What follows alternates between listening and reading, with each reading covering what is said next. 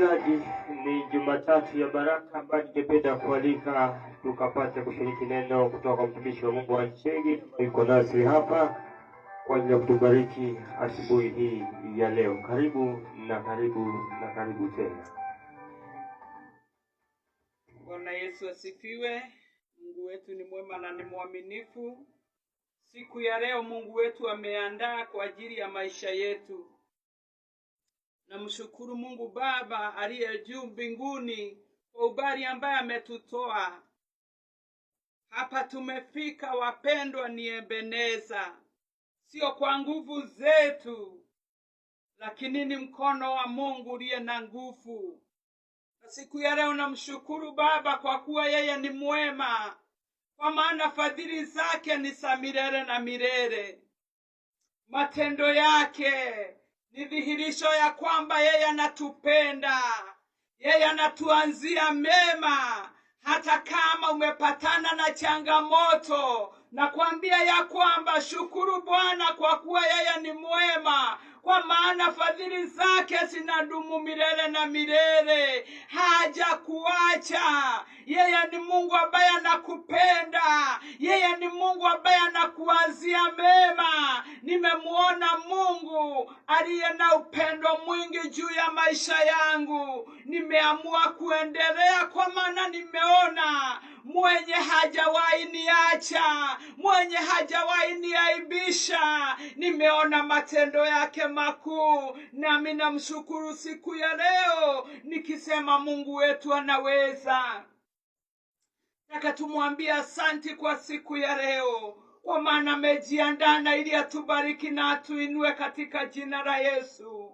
Mtakatifu wa watakatifu, twasema wewe ni Bwana, twasema wewe wastahili. Hatuna Mungu mwingine, wa kuabudiwa ni wewe, wa kuinuliwa ni wewe. Hatuna jina kama lako, Mungu wa Israeli. Wewe uliwaokoa wana wa Israeli. Ni jambo gani Mungu Baba usiloliweza? Watujua vizuri. Wasema una mawazo mema juu ya maisha yetu. Na hata siku ya leo twakutazamia Mungu wa Israeli, na ili utuinue na ututakase katika jina la Yesu. Twaomba uwepo wako Bwana. Mungu wa Israeli, usituache kwa mateso. Mungu wa Israeli, twakutegemea.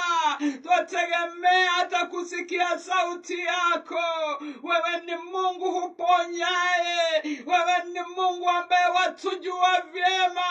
Twasema ni asante, kwa maana tuamini siku ya leo utanena pamoja nasi, kwa maana wewe ni Mungu mwaminifu. Ulisema hautatuacha hata mwisho wa dahari. Mungu wa Israeli, hautatuacha.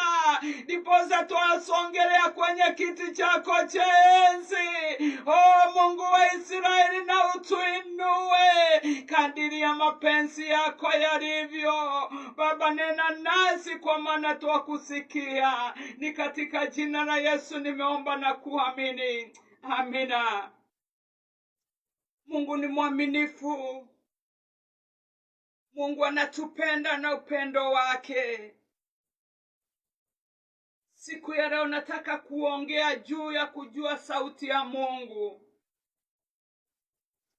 Sauti ni nyingi ambaye inanena ndani yetu. Kunazo sauti za watu. Kunazo sauti za manabii wa ukweli na wa uongo. Hiyo yote ni sauti. Lakini sijui kama twajua wakati Mungu anatunenea.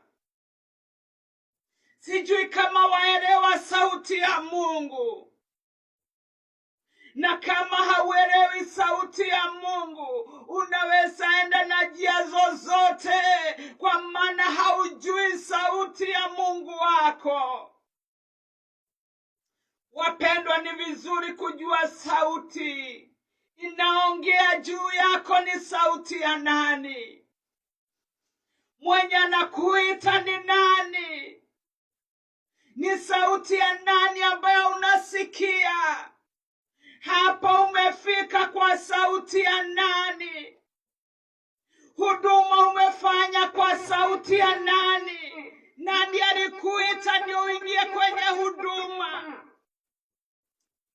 Sijui wafuata sauti ya nani, ama unafuata sauti ya kanisa?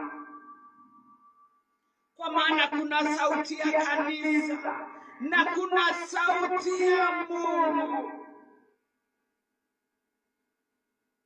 ambaye sauti ya Mungu ikinena juu yako hauwezi ukaibika. Tumefuata masauti ya watu, tumeaibika.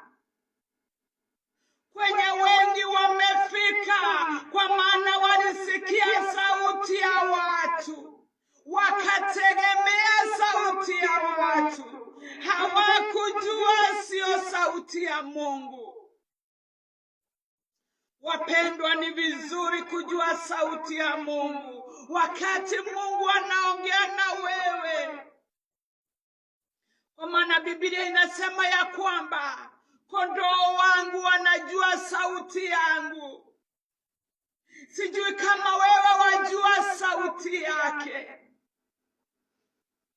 Na kama hautajua sauti ya Mungu, wewe utaumia. Kwa maana wakati wa mahitaji yako ndio twatamani kusikia sauti. Na kama hautajua ni sauti ya nani naongea, kunazo sauti nyingi ambazo sinaongea. Ni vizuri kujua sauti ya Mungu. Nataka tuingie katika neno la Mungu, Mambo ya Nyakati.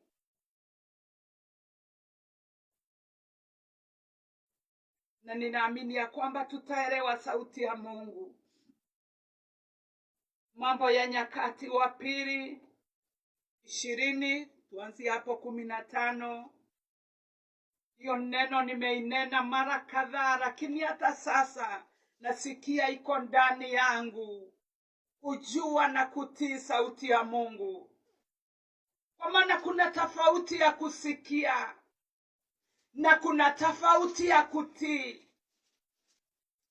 Kuna wengi wamesikia sauti lakini hawajatii. Ya kwamba shukuru Bwana kwa kuwa yeye ni mwema, kwa maana fadhili zake. Kwa hivyo Mungu wa Israeli ni Mungu mwema na ni mwaminifu. Mambo ya Nyakati wa pili 20, tuanzie hapo 15 mpaka 21.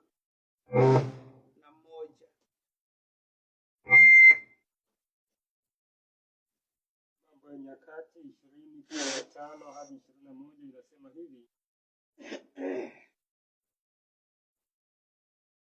Mstari wa 15 akasema, sikieni Yuda wote, nanyi mkaao Yerusalemu, na wewe mfalme Yehoshafati. Bwana awaambia hivi, msiogope wala msifadhaike kwa ajili ya jeshi kubwa hili, kwani vita si yenu bali ni ya Mungu.